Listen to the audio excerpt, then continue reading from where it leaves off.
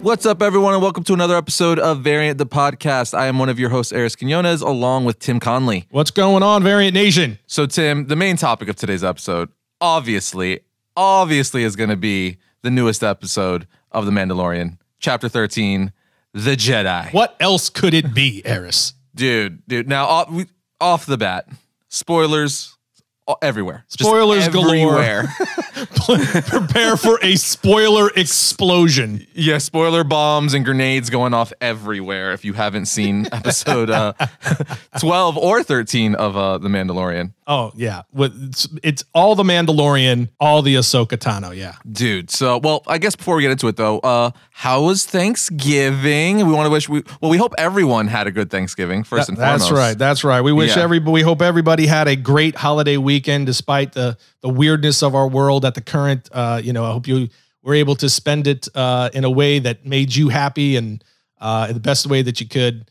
It was good on this front overall. It was again, just like everybody else, it was a little weird.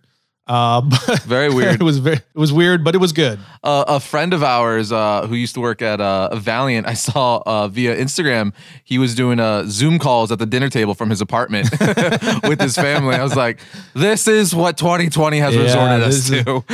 There's been a lot of firsts in 2020, hasn't there? It's just a lot of strange things, and it was everybody kind of handled it in the way that they saw fit, and ultimately, I just hope everybody's doing well out there in the audience. So if you whether you were able to celebrate with family or not, or wherever you live, we hope everybody's safe and healthy and happy and all that kind of stuff after the weekend. For sure. First and foremost, I guess, being safe and healthy right now is like, priority on everyone's first list and right now, foremost. so. And it's the same. We're headed into the holidays now, like full on. We're headed into the Christmas holiday season, and how crazy is that? Like, so at the time of insane. shooting this, we're like 3 weeks out. Oh, yeah. 3 weeks out from Christmas. It's crazy. That's nuts. It's totally crazy, man, how this year has been one of the weirdest years. We've talked about it so many times, but it's like the strangest thing where it's been like the weirdest year in the sense of nothing has been normal. None of our behaviors and of our day-to-day activities have been normal. But at the same time, it feels like this year, which you would think would have gone slower because of some of the behavioral changes, i.e. spending more time at home, but it actually feels like it went at warp speed. It felt like it made it go that much faster. And maybe that was just because of how much chaotic madness has happened this year. Yeah, there's just been so much going on this year. Just nonstop. It felt like every day you woke up trying to figure out what was the new thing, the new crisis you had to handle. I'm just nervous, in the sense, because I remember 2019, everyone was like, "Oh, this year sucks. Let's go to 2020. Let's go to 2020." Yeah, like 2 minutes into 2020, we have 2020. We all owe 2019 a very serious apology. Right. So I'm like, everyone's now just wants to get out of 2020, going into 2021. I'm like, please be nice, 2021. Please be nice. Yeah. Like, is 2021 going to bring us like Nazi zombies? Is like that's what's going to happen? Well, Jeez. I'm going to go ahead and I'm just going to say, let's hope not. Let's hope not. And I do think we have some, some more interesting times ahead. But hey, we're headed into the holiday season, so we're going to focus on positive things. For sure. And like, we said before, freaking Mandalorian season 2 coming out in 2020, like almost trying to redeem it. You're like, no, guys, it's okay. It's okay. We got the Mando. It's fine. And I don't know about you, but that was a huge part of our holiday weekend. Was for the sure. Mandalorian Chapter 13, because it was glorious. I told you earlier, it literally ended, and I just replayed it. Yep. Like I did, like I think I got up to pee, then sat back down and just rewatched it. So there has never been an episode more worthy of a binge rewatch than that one. It was, dude, it's crazy. I can't remember the last time, especially an episode that's like nearly an hour long, that I just instantly just rewatch it, because I rewatch things obviously, but not like directly right after watching it. Just let's bring it back to the beginning. Yeah, man. It was just so good. And that's mainly because, I'm sure most of the world, if you're listening, you gotta at least know, even if you haven't watched it, that Ahsoka Tano made her live action debut in Chapter 13 of The Mandalorian. And it was the most glorious thing I have seen in a very long while. It was so much so, again, I told you this earlier when we were talking about it, because the episode starts off right out the gate, right? Like there's like literally within the first minute, Ahsoka is igniting her lightsabers, tearing people apart, hacking down trees, using the Force, all this crazy stuff. I had to pause it because I'm like, whoa. Like it was, so much coming at me. It was so much coming at me. Like, I'm like, I literally said out loud, what? Yes. Already? Dude, you know me. Okay. You know me. I am not a huge social media guy. I have social media. I have Twitter. You can find me on Twitter. You can find me on Instagram. You can find me on Facebook. But if anybody in the audience already follows me, you know I don't post a ton. I'm just not a huge social media guy. I'm pretty busy. So most of the time I spend on social media, it's posting out for Variant and stuff like that. And occasionally, so when I do post on my personal accounts, it's because something has me excited. And I freaking tweeted out about this show, this episode, immediately following the episode. I did the same thing after the episode that was directed by Bryce Dallas Howard. She just did such a great job. But this one, so much stuff happened in this freaking episode. There were so much fan service, so many big reveals. Rosario Dawson as Ahsoka Tano was just as good as you hoped and thought she was going to be. She met absolutely, and even in my opinion, surpassed expectations as far as just her performance as the character. I've got a crap ton to say of my own, but I'm going to let you kick it off because you're kind of already underway. All right. Yeah. So, I mean, first and foremost, the thing everyone knows, everyone's been, listening to Variant for any reasonable amount of time knows I'm the Batman guy, right? Yeah, He's my dude, right? So the fact that, because Dave Filoni directed this episode, right? I think he wrote it as well. I could be mistaken, but I think he wrote it as well. He definitely directed it. He wrote and directed. Yeah. So he did write and direct. Okay. So he wrote and directed this episode, and the fact that he borderline made Ahsoka Batman in this, because what's funny, Incredible. The last podcast we talked how like the Mando is kind of like Batman-esque, right? Where like he's got all these gadgets. You like take away the billionaire playboy part, and he's kind of like Batman. He's a human. He uses tech and stuff like that. But like this was even more so to the like I felt like I was almost watching like the Arkham Knight video games gone Star Wars, because they made Ahsoka all about stealth. Right. Like the coolest thing to me is that they were using her lightsabers as like flashlights, essentially. Like when they're on, you could see her, and then she turns them off to vanish into the darkness. And it was the most badass thing ever. So cool. And just the way they did it, oh man, it was freaking great. The one scene in the very beginning where she uses both of her sabers to chop down the tree, but then the chunk in the middle is still stuck there. Oh, God, so she so uses cool. the Force to throw it out and hit one of the soldier guys. So dude, there were so many little nuances like that. And then jumping towards the end where they finally make their way into the city. Because spoilers again, at this point, Mando teamed up with Ahsoka. I know I'm getting ahead of myself, but this was like, I think this is my favorite one shot of the entire episode. Ahsoka is going after the bad guys in the city in like little alleyways. Again, almost super Batman-esque, where she's literally popping up, chopping someone down with a lightsaber, disappearing, turning her saber off, right? There's one scene she comes up behind these two soldiers or droids. I don't remember who they were, but these two bad guys, and she just stands up behind them, turns the lightsabers on by her face, slashes them down and turns off. It's like literally like a 2-3 second shot, but it was one of the coolest shots I've seen in all of like fiction in a very long time, especially live action. Yeah, man. But so just the way they handled her was so good.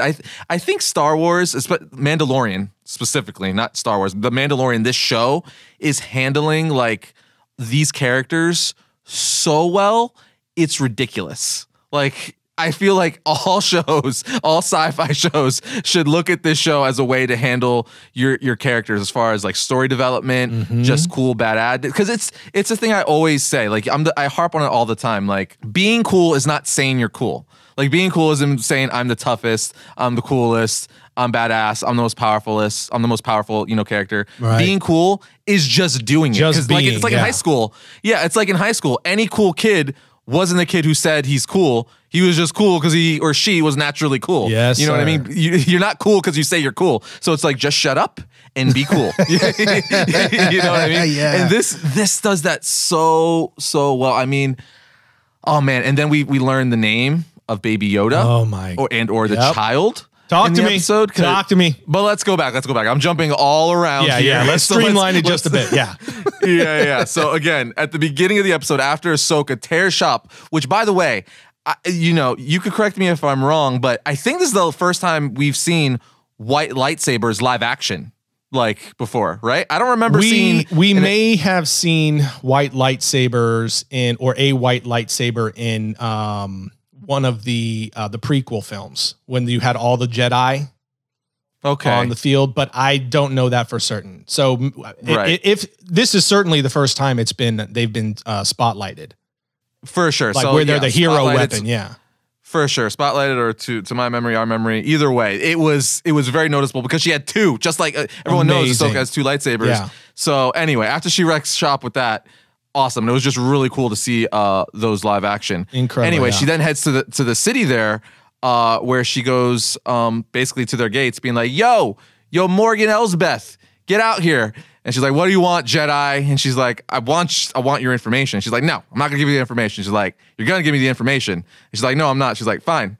I'm gonna come back tomorrow and I'm gonna get the information one way or another. And obviously Morgan threatens her. She's like, yeah, well, I'm gonna kill people, yada, yada, yada. And Ahsoka's like, no, you're not. Yeah, she basically is like, you got 24 hours. Yeah, you got 24 hours to make up your mind.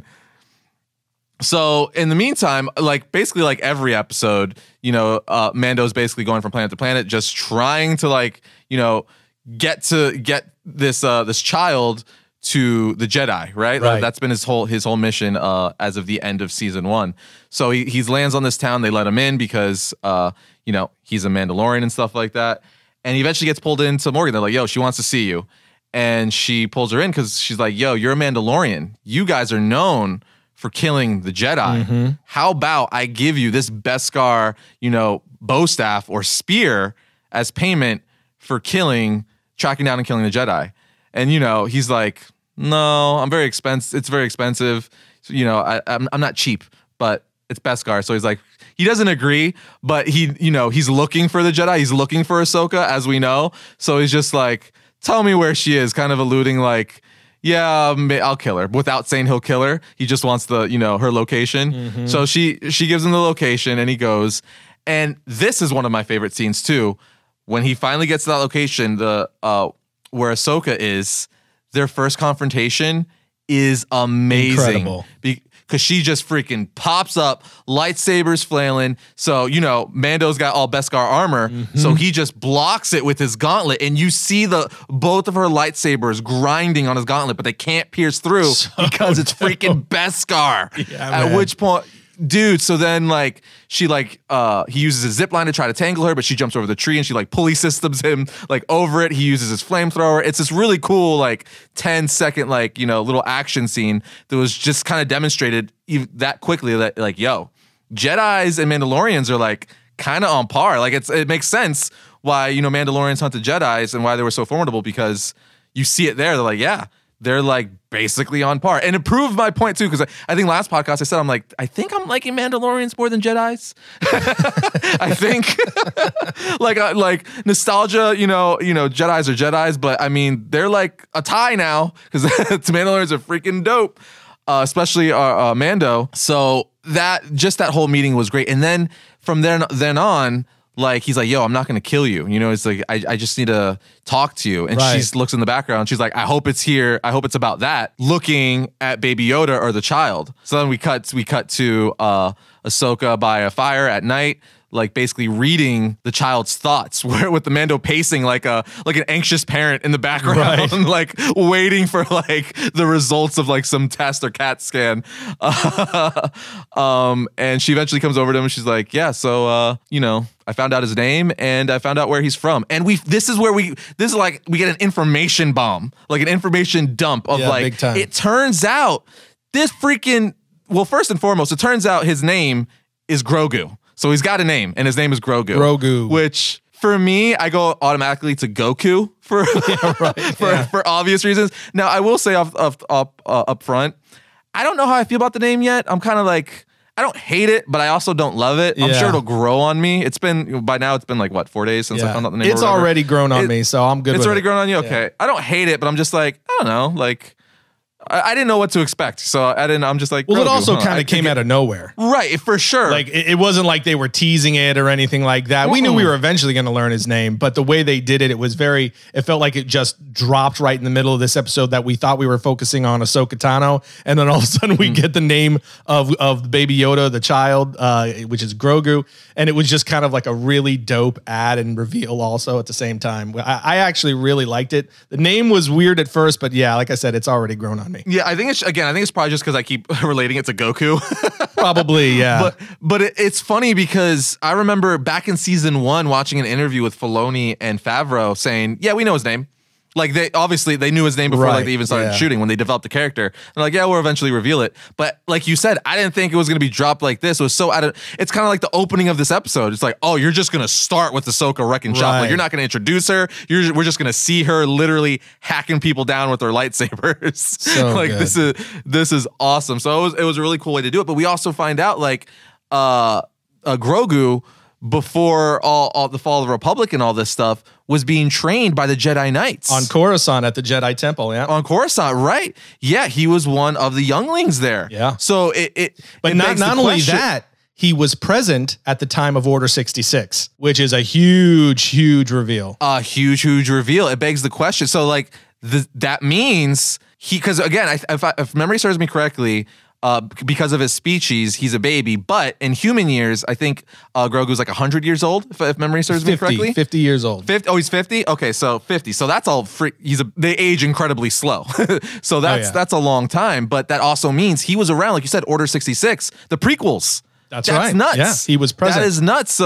So that is really crazy. So Filoni and Favreau are literally inserting him behind the scenes, and we find out that he was stolen like during all that madness and stuff like that, so that they could use his powers. Yeah. You know what I mean? And drain it. So as a defense mechanism, Grogu was like hid his powers deep down inside and almost basically erased them in his memory of that way that he couldn't be used as a weapon. In the middle of that, we also learned that he was smuggled out to safety by a mystery Jedi, by a mystery character that they have not yet revealed, but that is definitely going to play a role in the story. And I think my guess is, considering, because I got a theory too. Let's see if it's the same. Yeah, because I'm thinking Obi-Wan. I feel like that's. You think it's Obi-Wan? I feel like it's the most obvious one, but it makes the most sense considering we're getting an Obi-Wan series. We're getting an Obi-Wan miniseries, so that series could literally focus on that time frame. Yes.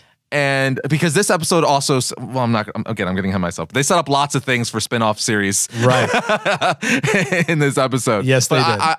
I'm thinking Obi-Wan because he was there. I mean, it's Obi-Wan. He's getting his own live-action show, so I feel like it's just the easiest one to pull from.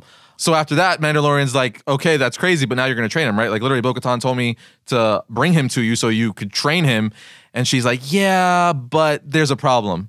And this is what I think is really cool. She's like, he has an attachment to you. Like he sees you as a father.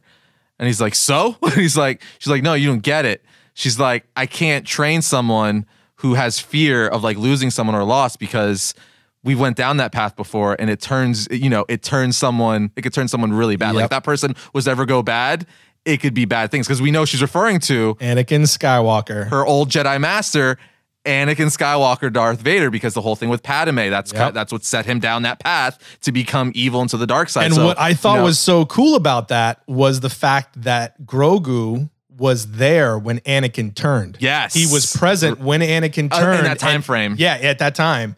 And then, that's when he was smuggled out of the Jedi Temple. It's when he was starting his training. So he has a direct connection to all of the events surrounding the birth of the Empire and Anakin turning to Darth Vader, which kind of set all of these things in motion, including up to where we are in the timeline of The Mandalorian, with Ahsoka kind of running around as a Jedi vigilante, of Jedi Batman, as you put it. And that connection now they're starting to, now we're not just tying back to things like, the Clone Wars series or the Rebels series or things like that and bringing in elements that now we're tying directly into the prequels, the original trilogy, episodes 4, 5, and 6. I mean, there's a lot going on now. No, yeah, they're expanding it. That's the brilliance of this. I almost feel like, not to derail on this, this particular episode, but I almost feel like the new Star Wars trilogy should have almost, like, I get we wanted, like, the whole point of it was to finish out the Skywalker saga, right? Right. But I feel like, to me, maybe it's just because it's being done so well, that expanding the stories we already know and giving us all the little side stories of what led this to this and how this connects to that is almost cooler than just pushing the story forward in general. Yeah. You know what I mean? Now, again, I think that's mainly because the new trilogies were a disappointment in the sense that a lot of us OG Star Wars fans wanted more, honor to, like, those legacy characters like Luke and Han and Leia and all that stuff. So, I mean, that's probably a big part of it. But I just love learning things that inadvertently or directly led to this, big picture story we already love so much. I think that's so fascinating. Yeah. And this is doing it so well. And of course, someone like Filoni, who's literally the encyclopedia for all things Star Wars, is responsible for the episode that's giving us most of that. Not all of it, but this episode definitely gave us the biggest chunk we've gotten in one single episode thus far. A ton. And I do think that this series is obviously going to tie into, and I think it's leading us to where it's going to show us the birth of the First Order. I think that's where we're headed with all of this stuff going on with, like, Moff Gideon and some other things that we're about to mention here in just a second. But I do believe that is the fact that the original or the newest trilogy wasn't as well received by the fan base, but also it did not service the original Star Wars characters and stories in a way that made OG fans, happy. And I think that's not an accident of why Favreau and Filoni went back to the drawing board, so to speak, and placed these new stories with The Mandalorian smack dab after the Return of the Jedi, right? So where they could immediately tie back in to the roots of Star Wars. And now it's letting them play with all these toys in the toy box, from the prequels, from the original trilogy, the Luke Skywalker story, and all of the characters surrounding that. But now also the characters that, were birthed by Filoni in the Clone Wars and Rebels and so forth. Now that it's just a much bigger toy box. And then from there, they're also expanding out. And I think in the end, we're going to find that they're using these pieces to bridge the gap and set things on a more accurate or a more fan, I guess we'll call it fan favorite or fan friendly, rather a fan friendly course going forward after the last trilogy. Oh, for sure. For sure. We've talked about all this in the past that this was definitely like, I don't want to say like an apology, but it was definitely, it was like we understand you want more of like the core, like, OG characters and storylines. So it definitely feels like we hear you, we see you, and here's the Mandalorian. But going back to like his role as a father figure, I think that's super awesome because you could totally tell like that it basically became like, his adopted son, right? Yeah, we were on that. We've been on that course for episodes. We've been on the path for all exactly. And he didn't, even though his mission was to give Grogu to the Jedi, he did not want to. He's just like, he just had to, uphold the "this is the way" motto and just essentially do what his mission was. So he's like, no, this is my mission. You have to train him. And, through this series of events, Ahsoka's like trying to teach Grogu to use the Force again to jog his memory, to take this rock. He's doesn't listen, but when Mando does it, he pulls that little steering knob out from his Razor Crest and says, "Come on, kid, take it." And she's like, "No, his name's Grogu." Yeah, man. Which I thought was really funny. Well, every time that was one of my favorite parts of the episode. Of course, because they played a ton off of that whole element that you're talking about, where Grogu is even looking at him as a father figure. And Mando is now full on looking at him as a son, in that way, in a way. And so when she learns Grogu's name through communicating with him through the Force, they're speaking to each other through the Force, to where it's not direct communication. Well, Star Wars fans know what I'm talking about. They're communicating through the Force, and because Grogu can't speak. So that's how she learns his name. And when Ahsoka tells Din his name is Grogu, he says, Din says his name out loud. And as soon as he says it, what we've known as the child, now Grogu, immediately responds and turns his head real fast and just goes, eh? Yeah, his like ears flare up. Yeah, like, oh, you know my name. Right? He gets super excited to hear his name coming from Mando. And that was just both adorable and hilarious. And then they play off that for the rest of the episode. So every time he says his name, the kid like perks up like, oh, he's calling me. And that just playing off that whole relationship is so good. Yeah. And the fact that Ahsoka like corrects him, like he's like, all right, kid, all right, child. She's like, Grogu. Yeah, right. Yeah, like so Ahsoka, Rosario Dawson did such a freaking good job. Fantastic.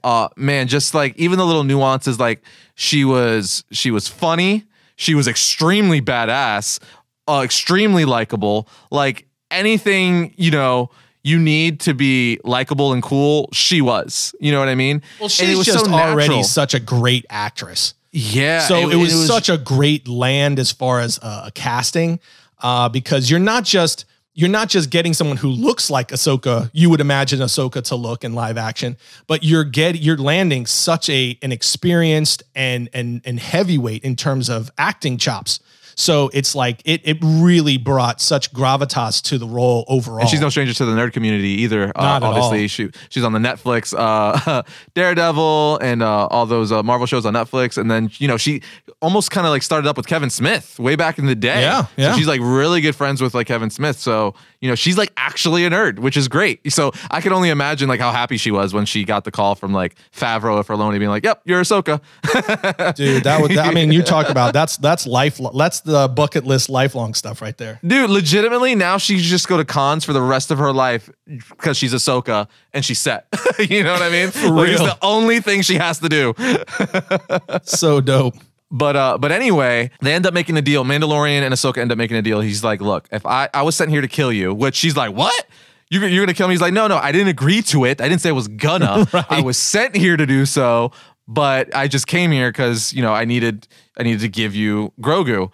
And he's like, look, let's make a deal. How about I help you, infiltrate that city and get the intel you need from Morgan. And in return, if I help you do this, you have to promise me that you'll get Grogu his training. And she's like, fine.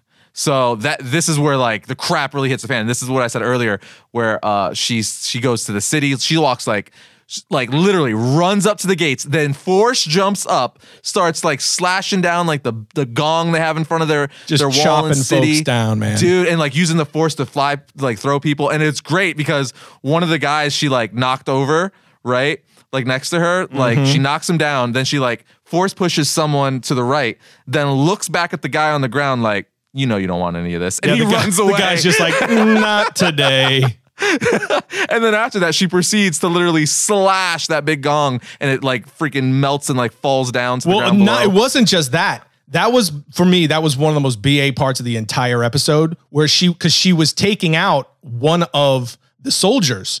She was taking out one of the sentinels, and she struck him through the bell. So she slices the bell in half to get to him and takes him out simultaneously. And then the bell just cuts in halves and rolls out onto the street.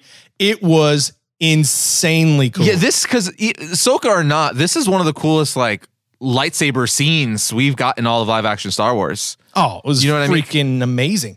Listen, I was not kidding. I was not exaggerating. I stand by this 100%. I've watched it a couple of times now. I stand by it. This is this episode in its entirety and all of the events, the style of it, everything. It was one of the coolest additions, live action additions to the Star Wars universe that we've seen since the original trilogy. It was that good in my opinion. I mean, I 100% agree with you. I'm pretty sure, I haven't seen season 1 since last year. I haven't rewatched it, but I think I could still confidently say this is the best single episode out of all of Mandalorian thus far. Without any question.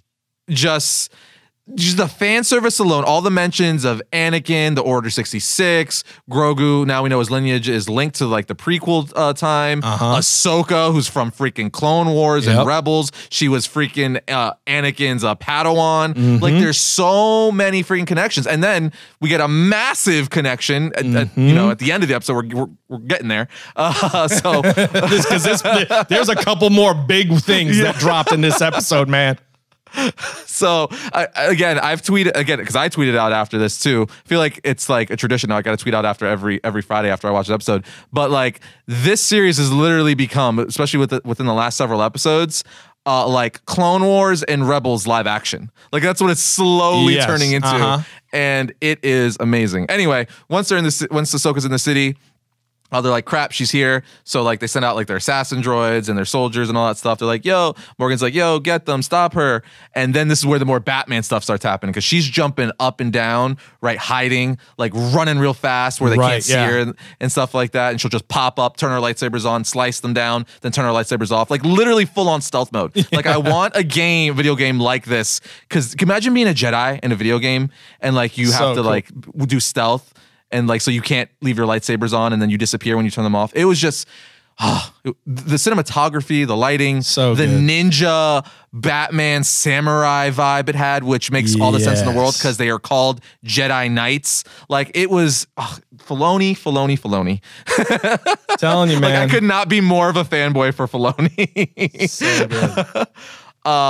But ultimately, you know, after she's hacking people down, Mando comes in, obviously, in his glorious jetpack, and then he starts having a standoff with, I guess, Morgan's general, which wasn't that so cool? Wasn't that just like the most Western sci-fi thing ever? Yes. That whole thing. That was like one of the coolest elements of this entire episode. It's what made it, I think, so unique and such an incredible addition to the Star Wars mythology was how they are merging.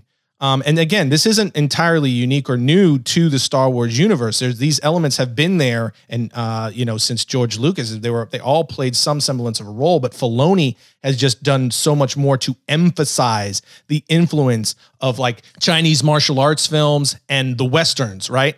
So he's mixing these elements together of sci-fi and, like I said, the martial arts, the Asian martial arts films, Japanese, Chinese, as well as American, Western, cowboy, you know, theming.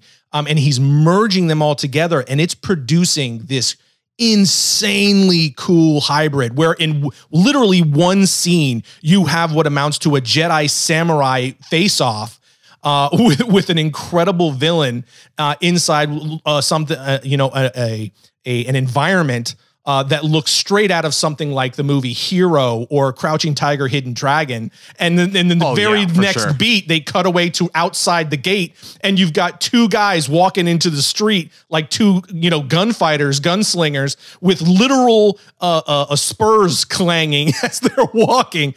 It is just insanely dope. Or even like the citizens, like, you know, in the classic Westerns are like hiding inside all nervous. Like, you gotta close the door. They're out there doing a shootout. Exactly. Like, just like that. And again, like you said, Crouching Tiger, Hidden Dragon, I think is one of the best analogies. Because Ahsoka in this, you know, this clearly, you know, Asian-inspired city or environment is literally jumping on top of the roofs, deflecting like laser or blasts and stuff like that. And, you know, jumping in and out, again, just like a ninja or a samurai, like something you would see from one of those martial arts or kung fu movies. So good. And like you said, I love the contrast because when Mando comes in, he's basically blocking the final gate to Morgan because he knows Ahsoka is in there by now, because when he lands, you see Ahsoka standing on a roof behind him, like revealing to this general, like, we're working together. You know what I mean? It's like, I didn't kill her. We teamed up. So she jumps in going after her so she can have a one-on-one fight with Morgan Elsbeth. So he's out there guarding. So they're literally having a Western standoff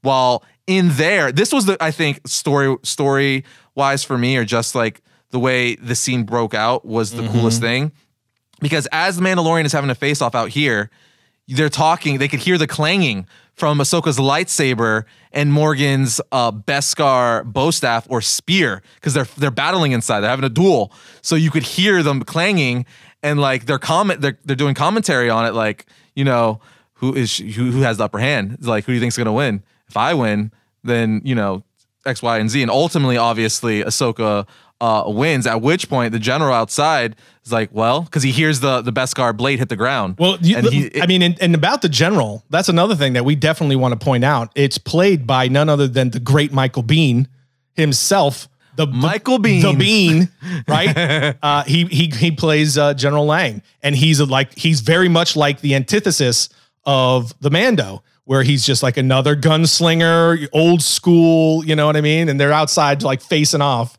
He's not good enough, because when he hears that Beskar blade staff hit the ground, he's like, well, looks like you won. It sounds like you won. Yeah, he goes to put his gun down, and then tries to draw faster than Mando, but come on. You ain't got the fastest gun in the galaxy. Mando's got the fastest gun in the galaxy. That's right. And shoots him down like nothing. Like nothing. He's got, the fastest blaster in the fastest galaxy. Blaster in the galaxy, yeah. Full good, bad, and ugly going on there. Yeah, for sure. But then even inside, dude, because I know, we actually haven't talked about the scene in particular, but the scene with Ahsoka battling Morgan, yes. I know you were probably drooling all over that, because it was very simple too. Like, it wasn't this big fancy duel where like she was spinning her lightsaber doing all kinds of twirls and stuff like Darth Maul, like Obi-Wan and Qui-Gon style. Like it was very much like an old school samurai duel, just with a Beskar, a pole, and lightsabers. It was classy, like, right? So Didn't it much. seem like a classy fight? Very simple and elegant. Exactly. That's why I compare it to the Chinese, Japanese martial arts films that are so beautiful. They're so elegant in the way that they flow, their choreography. It was just beautiful to look at. It was elegant in its choreographed, dueling. But also the fact that they had the two different styles of weapons. It literally was like a fight scene, and the big bad final confrontation scene from something like Hero or Ip Man or something like that, where it's just where you have the staff and someone else has like swords or blades or whatever, and they're like just kind of circling each other, and then there's a brief attack, and then they back off. It was just so fun to watch, dude. So. This, because the coolest thing for me, just on a nerdy level, is I love, like I said it earlier, where, when Ahsoka originally meets Mando, before they, become friends and team up, and she hits him with the lightsaber, but he blocks him with his Beskar. So that's like, again, it pushes the point. This is why they wear Beskar. This is how strong Beskar is. This is why they're, allows Mandalorians to be so formidable against Jedi, because basically their whole armor is a shield to them. You know what I mean? Because their number one weapon is obviously the lightsaber. So when Morgan is fighting Ahsoka with this, a spear or made of Beskar, I just love that it just keeps pushing the point. Like, because we're so used to lightsabers cutting through anything. You know what I mean? Right. So it's just like, but not this. And they push that a lot in this show. How like Beskar is like so valuable. Like in one of the last episodes, like they threw Mando into that on that fishboat because they wanted his Beskar armor, and they threw the child in there to get him to dive in there so they could trap him in that cage on the ship so they could take his armor. Like this happens like several times. Like it's like all about like this armor, this metal is like, this is the freaking adamantium of the Star Wars universe, the vibranium. You know what I mean? Yeah. I just love that because for me, like going nerdy, because we know the Darksaber already exists. We know Moff Gideon already has it. He's already showed up this season briefly. And we know Bo-Katan is looking for the Darksaber because, that was hers. He somehow got it. We don't know how yet. But now at the end of this episode, we know Mandalorian, Ahsoka, once, he helped her get the information she needed from Morgan, which we're going to get to that in a second because that was a big reveal. But he gets the Beskar spear, and now he has it. So in my head, I'm are you going to use that against the Darksaber labor when you fight Moff Gideon? You're going to, aren't you? Because I think that was on purpose to show, like, look, this could withstand lightsabers. So now he has a weapon that can combat a lightsaber. Oh my God. I'm very excited for that. Very, very excited for that.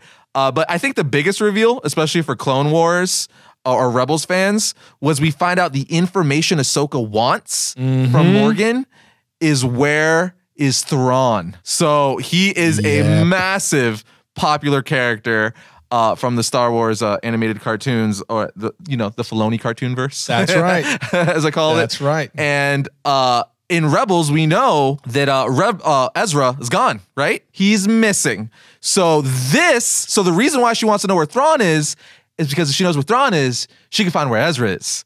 So this is full on leading into like, oh, is her miniseries going to be about her tracking down Ezra and fighting Thrawn in the process? Exactly. This is going to be the most amazing thing in the world. Exactly. So again, pushing the point, Filoni is literally just doing live action Clone Wars and Rebels. He's continuing the stories he's been doing for years. We got 7 seasons of Clone Wars. I believe we got 5 seasons of Rebels. And now he's just continuing it live action. So Amazing. here's the thing, right?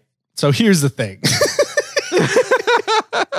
Because that reveal that Thrawn is going to play a role in this series as one of the big bads, because the way it sounded like and the way that they introduced and dropped his name there, because we've already been introduced to Moff Gideon, okay, as a major bad, right?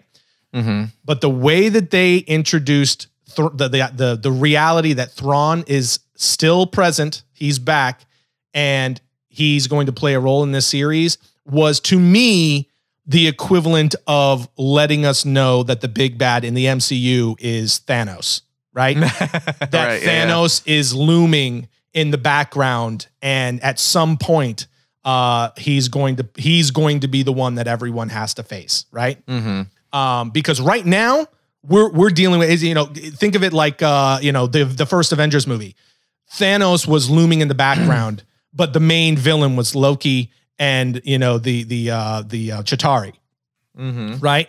Right now, Moff Gideon is Loki. He's the clear and present danger. We know there's going to be a conflict between him and Mando probably by the end of the second season, because of the Esposito, who plays him, actually, was in an interview and said that he broke a couple of props for the Darksaber while during the filming of the second season. So know that there is a major confrontation coming. So, but clearly for me, this told us that Thrawn is our Thanos potentially for the series, right? Because he is he's an OG villain that goes all the way back to Legends that Filoni brought into canon with Rebels, right? And they also did a novel about him as well.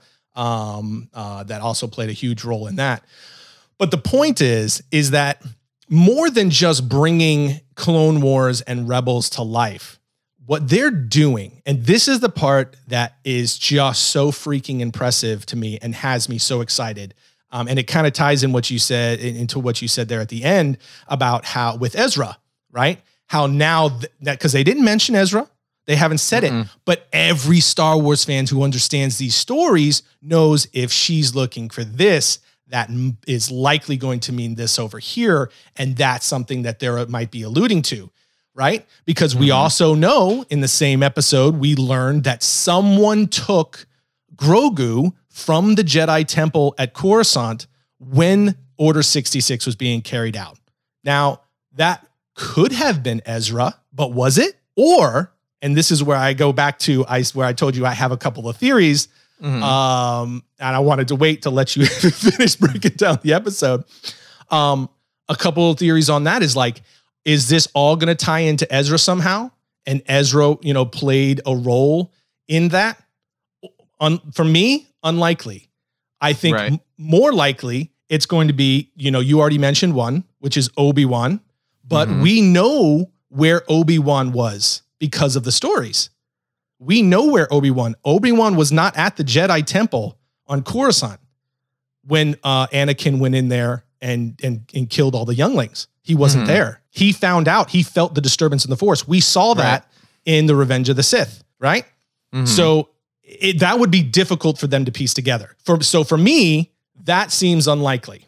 It's possible, but it also seems like too obvious, right? Just knowing the way that Filoni and Favreau have been working with this series and what they're looking to do, because they're tying in, they're not only expanding on what they did with Clone Wars and Rebels, but they are literally using this, it's seemingly, in my opinion, based on what they're doing and how I'm seeing them introduce characters and story lines. And again, we're only like halfway through the second season. And what you're seeing them do is the very thing that I don't think was done very well, in my opinion, and many other Star Wars fans' opinion, was that the last trilogy did not do a very good job of tying together the events of, tying back to the original trilogy 4, 5, and 6, landing a really solid note with the prequels and tying into all that, but also drawing in what happened in Clone Wars, the animated series, what happened in Rebels, what was going on in comics, and tying it all together while simultaneously introducing new characters and moving us into the future. It just created a bunch of stuff and slightly tied things in and created some things in terms of like the legacy characters that people weren't super thrilled with, especially with like Luke Skywalker and Han Solo. It left a bad taste in a lot of people's mouths with how we left off. So this makes me wonder a couple of things, right? Because so all that taken into consideration, all that taken into account of the fact that what they're doing here seems to be they are doing what the last trilogy didn't do, which is tying everything together now. They're tying back to and they're filling gaps both from the prequels all the way up to creating and bridging that gap of what happened and took place that led us to A Force Awakens, where the First Order reveals itself and the whole deal, right? Because there's a lot of stuff to figure out and to bridge the gap to make that continuity both seamless and restore us back to the roots of Star Wars. So this has me wondering, who was it in the last trilogy? Who did we learn was training characters or was training the new group of young Jedi? Luke Skywalker. It was Luke Skywalker who we learned in The Last Jedi. And that's a good one, Tim. That's a good theory. This is okay. There's two separate things. I'm kind of getting a little bit sidetracked because I'm really excited about this one particular theory. So let me take a step back. So I'm going to drop that and then I'm going to come back to it. So going back to who could have taken Grogu from the Jedi Temple on Coruscant during Order 66. I have two theories. One, it could have been Ezra, or hear me out. Is it possible that the character that we were introduced to in the recent Star Wars video game, what's it called? Fallen Order. Cal Kestis. Is it possible that Cal Kestis is the one who, say, before he was banished himself, because again, he himself was being trained as a Jedi when Order 66 was taken? Is it possible that Cal Kestis is going to be introduced into the Star Wars universe in a live action sense? Because the Jedi Fallen Order was in canon. That's all in canon. It was. Yes, that's all in continuity. Yep. So are we going to see them rope Cal Kestis in, and Cal Kestis saved Grogu before leaving off on his own? Is that something that we're going to see? So it could be Ezra, it could be Cal Kestis, and then I have one other theory. And this one is the one, if I'm being honest, this is the one I want it to be. Now, okay. In my opinion, it's probably going to be Ezra or Cal Kestis. But the one I want it to be... Cal Kestis would be pretty dope because he's already modeled after... oh my gosh, I forget his name in real life, but he's modeled after the very famous actor who's on Shameless. He was the Joker in Gotham, and I forgot his name, but he's great. yeah. But the one that I want it to be is I desperately want it to be Mace Windu. Oh, dude. Can you imagine? And they get Samuel L. Jackson back? Yes, I could. Dude. And there has been rumblings, and I know, there has been rumblings of a quiet Mace Windu, a story that Disney and Lucasfilm have been working on. And I'm wondering, is this going to end up being the way that they introduce and reveal, finally, that Mace Windu survived the events of Revenge of the Sith, and he was injured, but he was able to save Grogu because he was closest to Yoda at the time. Dude. So he's closest to Yoda at the time and knows that Yoda and his lineage, his race of beings are heavily powerful in the Force. So who Which we still better? haven't, that hasn't been revealed yet either. We got a lot of where Grogu came from, but we still know nothing about his race. Exactly. But they say in this episode, Ahsoka says it to Mando. She says, "I've only ever seen or met one other of his race." But who better to know how powerful that race is with the Force than Mace Windu, who was immediately associated and was basically like they worked side by side with Yoda than Mace Windu.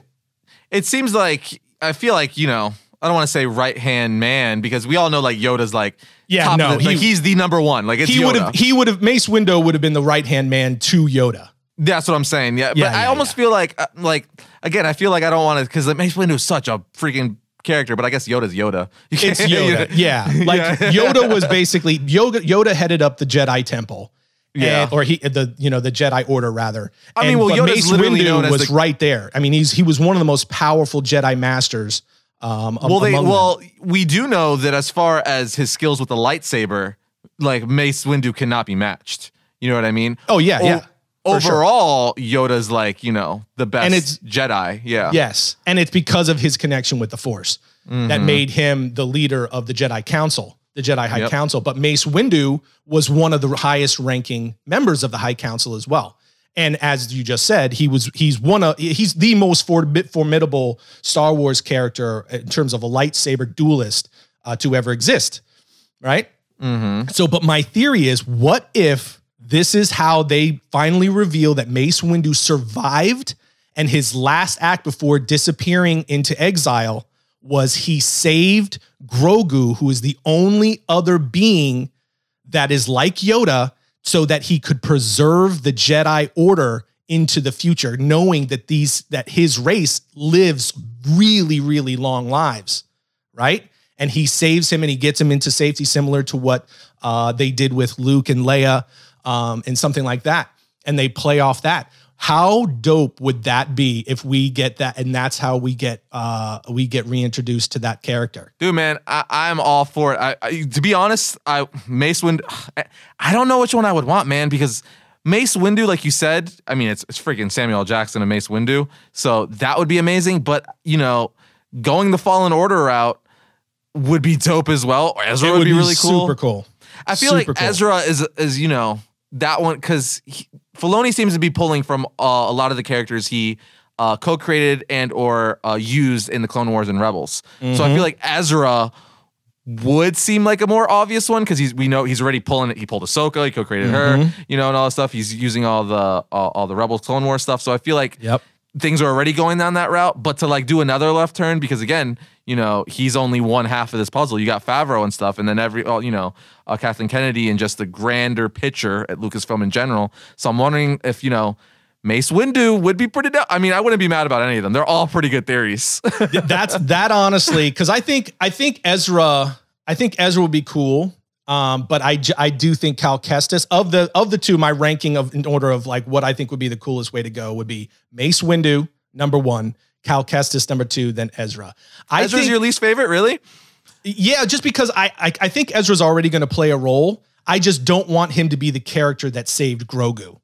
Because Ezra's already going to play a role in it. He's already going to be a character that we know which is going to be awesome to see them cast and bring into the live action universe. But I want them to see them continue to tie everything into the original characters, the prequels and the original trilogy 4, 5, and 6, and then also continue to integrate with what they did with Clone Wars and Rebels. You know what I'm saying? And that is such a cool way of doing this leads Ahsoka is looking for Ezra, or maybe we just get hints of Ezra in this series and Ezra really plays a predominant role in the Ahsoka series. You know what I'm saying? I think that's ultimately what's going to happen. But my mind's kind of going, because you got me thinking of Thrawn. Hear me out here. Hear me out, because I want to talk about casting for Thrawn, because we know he's going to appear eventually, whether it's in Mandalorian or more likely... I know who I want it to be. Let's see if you say the same thing. Or more likely Ahsoka's own series, Benedict Cumberbatch. Benedict Cumberbatch? Benedict Cumberbatch, I think, would be an amazing Thrawn. All right, he looks like him, kind of. You just got to paint him blue. He does. And he's got, I just think That he deep could pull voice. off that deep voice and that evil, because he played Smaug and The Hobbit and stuff. I think that's he a could good totally one, do man. that. That's a good one. And he's already in the part of the Disney family. Disney. Yeah, He's exactly. He's Doctor Strange. Yeah. And then I feel like I have two. My next one, I feel like I would cast this guy as anything, but Michael Fassbender. No, that's a good one. I feel like Michael Fassbender could do anything. That's a good one. Although I would love to see Michael Fassbender play either a Sith or a Jedi. I would love to see him play one or the other. I mean, Thrawn is already like, he's basically a Sith. He's not exactly, but. What about Sacha Baron Cohen? Can you imagine Sacha Baron Cohen, Borat himself? I feel like he could actually do it. He could do it. No, he's actually a good serious actor. He's a really good actor. Yeah, he's a good actor. I'll tell you, but my choice is Mark Strong. Oh, that's another good Sinestro, huh?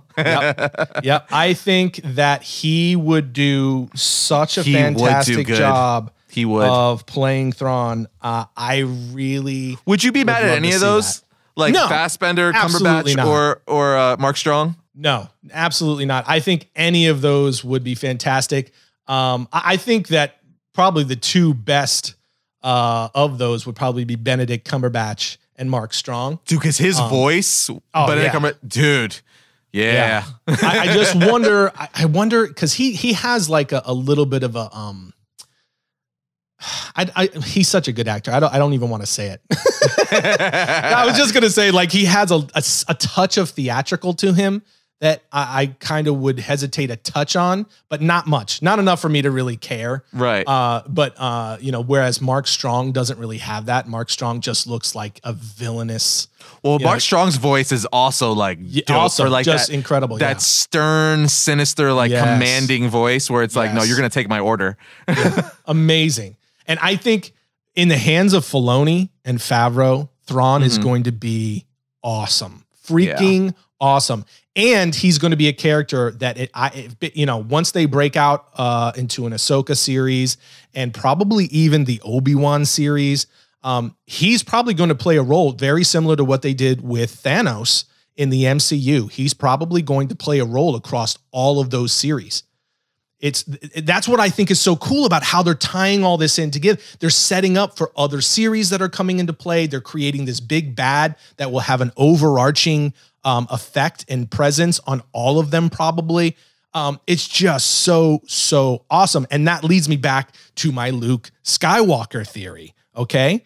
Because we learned in The Last Jedi that after the events of Return of the Jedi, that Luke Skywalker set himself up as the new head of the Jedi Order. He was set up as the master Jedi and began training a new generation of Jedi, which we learned later becomes the Knights of Ren and so forth. But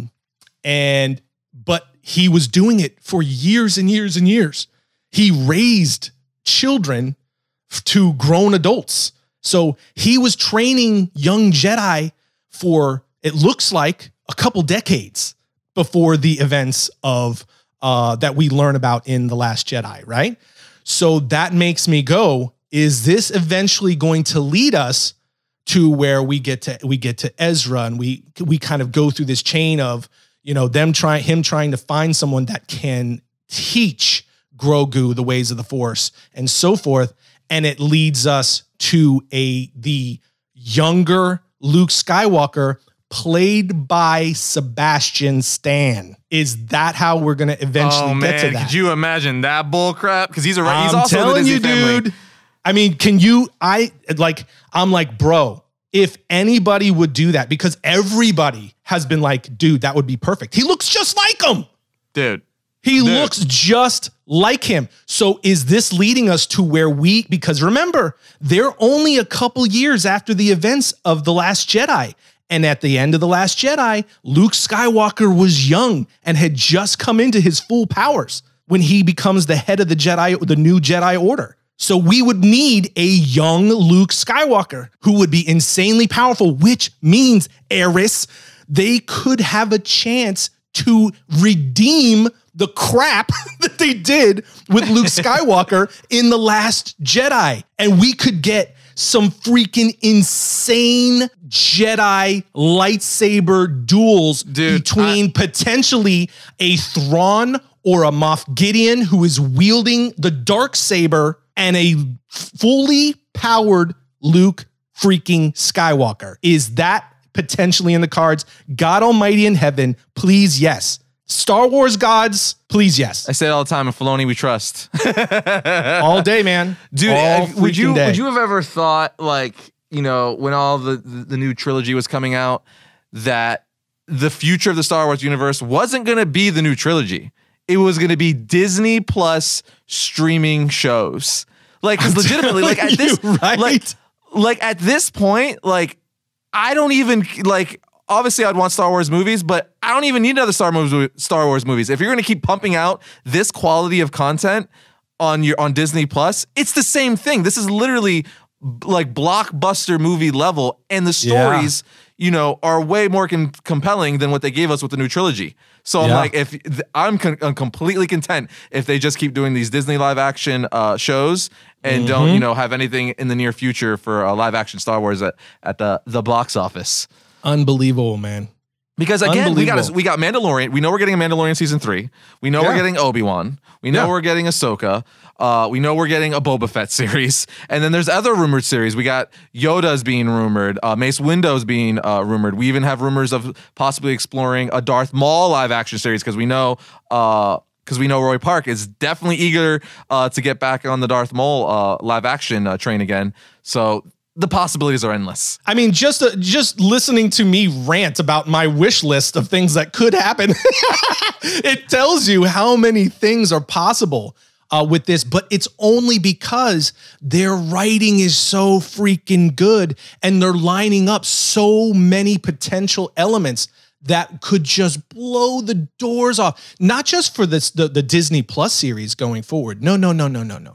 But for all of the Star Wars movies going forward, for even creating new mythology, in canon mythology that's roping in, like Thrawn, right? He was already in Rebels. He was a character in Rebels and in Marvels and stuff like that. But this is a Legends character. We're already hearing rumblings that they want to, and the fact that they're creating Darth Revan action figures under the in-canon brands, right? They're going to rope that in. This is tying everything and creating a totally new course that is restoring Star Wars back to its roots that could set up not just the future trilogies, but tying everything together and even setting up for things like the High Republic. It is just so well done. Filoni, Favreau, everybody.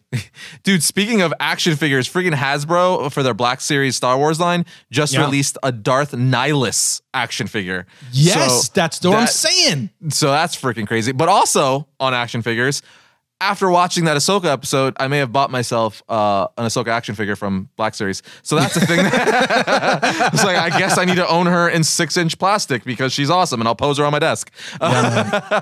And also, can we just also comment, speaking of Ahsoka, on how dead on some of the fan art was for Rosario Dawson? Oh my God. As Ahsoka. I was comparing the actual version, the end version, on-screen version of her, and some of the fan art, and it was identical. Some of these fan art artists nailed it. Well, it was so simple because they literally just painted her orange, put the white, markings on her face, and then gave her the headdress. So it's like there was no prosthetics. It was literally just like paint, and then I guess the headpieces or the tails are prosthetics, but that was it. Like her face was like just her painted, which was brilliant because Rosario Dawson is a very pretty woman, so you didn't need to do anything anyway. You just paint her orange and you got Ahsoka. Yeah.